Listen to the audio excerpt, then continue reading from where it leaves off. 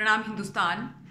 आप सभी को ये सूचना तो मिली गई होगी कि भारती सिंह और उनके जो राइटर हस्बैंड हैं हर्ष लिम्बाचिया, उन दोनों को ही आज जमानत मिल गई है। वो जमानत पर बाहर आ गए हैं एंड आई एम श्योर अपने घर में होंगे। उन दोनों को जमानत मिली, इसमें मुझे किसी प्रकार का कोई दुख नहीं हुआ, बल्कि ठीक है, अच्छा है, अच्छी बात है कि भारती को जमानत मिल गई, क्योंकि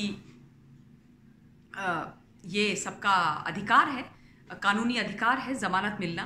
लेकिन मुझे आश्चर्य इस बात पर होता है, और आज मुझे आश्चर्य इस बात पर हुआ कि एक सच्चे पत्रकार, एक राष्ट्रवादी पत्रकार, जिनके ऊपर कोई केस भी नहीं था, जिनकी कोई गलती नहीं थी, जिनके ऊपर किसी भी प्रकार की कोई भी किसी भी केस में किसी भी आरोप की कोई पुष्टि नहीं की गई थी, उनको एक पुराने केस को उठा करके, और वो केस जिसको क्लोज कर दिया गया था, जिसकी क्लोजर रिपोर्ट भर दी गई थी, यानी कि उस केस में जो भी उनके ऊपर आक्षेप थे उसमें वो बरी थे, उस केस को रीओपन किया गया और वो भी गलत तरीके से, और फिर इलीगल उनकी कस्टडी ली गई, उनको अरेस्ट किया गया और फिर उनको इतने दिन तक जेल में रखा, उनकी बेल रिजेक्ट पे रिजेक्ट होती गई और फिर आदरणीय सुप्रीम कोर्ट ने उनको बेल दी।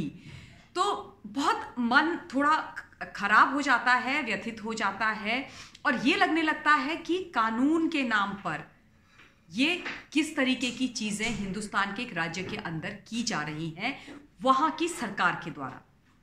अब मूल जो प्रश्न होता है वो ये उठता है, जो एटलीस्ट मेरे मन में as a law abiding citizen आता है बार बार, और मैं तुलना करने लग जाती हूं दो केसेस के बीच में, और फिर मुझे ये महसूस होता है कि क्या सब कुछ पॉलिटिकली ड्रिवन है इस देश के अंदर।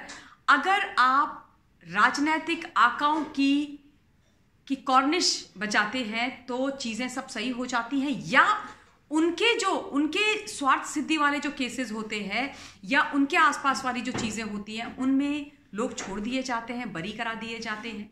क्या ऐसा होता है, या ये मेरे मन का वहम है?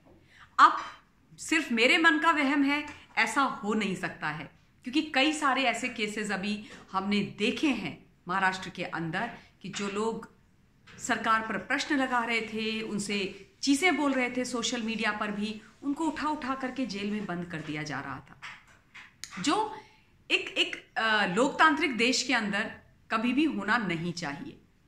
जो गलत है, जो एब्सोल्युटली लीगली भी अगर आप देखेंगे तो इनकरेक्ट है।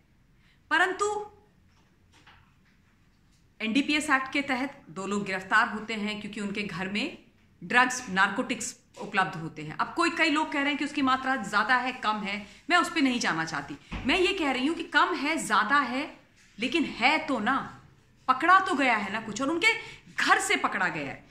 ऐसा भी नहीं है कि किसी उनके कहीं पर किसी होटल में वो थे या उनकी गाड़ी में से मिला है, तो मैं फिर भी ये मान सकती हूँ कि भाई किसी ने इनको फ्रेम करने की कोशिश करी है और इनके पीछे कोई पड़ा है। उनके दफ्तर में और उनके घर में एक समय पर छापे पड़े और वहां से ये जो ड्रग्स हैं वो बरामद हुई। एनडीपीएस एक्ट के तहत इलीगल है, पूरी तरीके से इलीगल है। और क्या कहते हैं, अगर आप कंज्यूम करते हैं ड्रग्स तो उसकी जो धाराएं हैं वो हल्की हैं, उसमें आपको जमानत शायद आसानी से मिल जाती है, और जो सजा है वो भी 1 साल की है।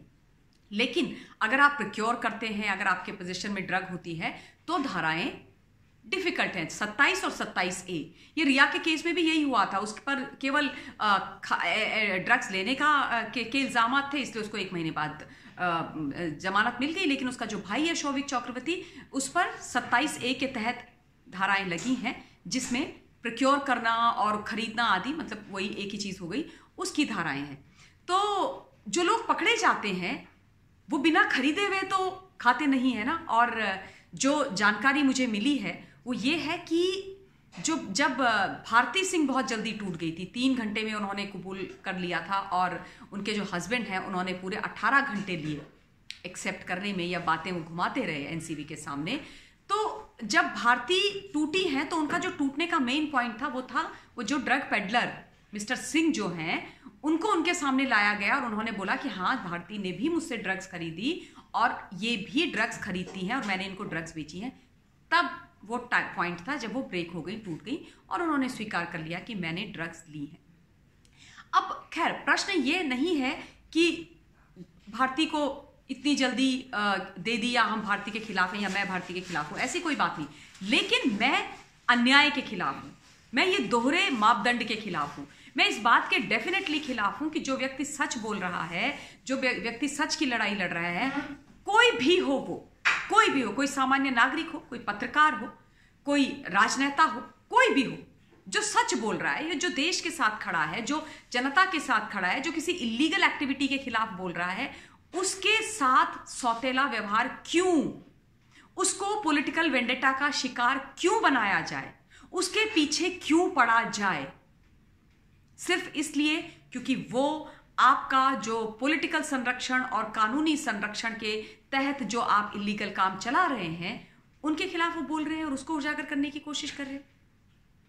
अब समझने की बात यह है हिंदुस्तान, और हम सबको यह समझना है और मिलकर के ये लड़ाई लड़नी है कि इस तरीके का मंजर जो हमें अभी देखने को मिल रहा है महाराष्ट्र के अंदर, वो हिंदुस्तान के किसी भी कोने में देखने को नहीं मिला, ना मिले। Point number 1। पॉइंट नंबर 2, वहां पर भी यानी कि महाराष्ट्र के अंदर भी ये चीजें ना चलें, इसलिए हमें बोलते रहना है, ये आवश्यक है। और उन लोगों को भी ये एहसास दिलाना है कि जो वो कर रहे हैं वो हिंदुस्तान की जनता देख भी रही है, एनालाइज भी कर रही है, समझ भी रही है, उसके बारे में बात भी कर रही है। और जब आप जनता की अदालत में आओगे तो आपका क्या हाल करेगी ये आपको समझना है। इसलिए तय सोच समझ करके कीजिए, और अभी भी अगर आप सुधर सकते हो तो सुधर जाओ, नहीं सुधरोगे तो देखेंगे जो भी होगा। आज के लिए बस इतना ही। धन्यवाद।